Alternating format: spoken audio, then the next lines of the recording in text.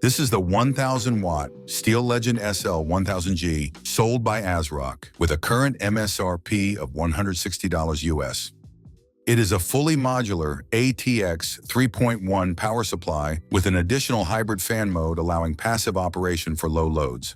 We tested 2 samples of this power supply, and both stopped functioning before we completed our tests, so we cannot recommend it.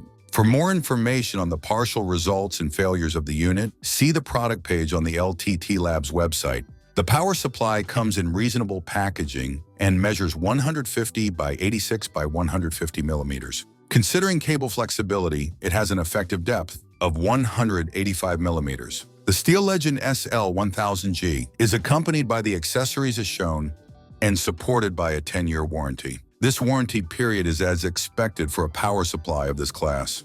The fully modular cables are of acceptable quality. They have plastic insulation and are moderately flexible. They should cause no problems while building and cable managing your computer. The provided cable set includes a single 12-volt 2x6 cable, allowing it to power all types of high-wattage GPUs. Now here's a message from our sponsor. Thanks to Private Internet Access for sponsoring this video. We've been using their secure, high-speed VPN for years, and you can too.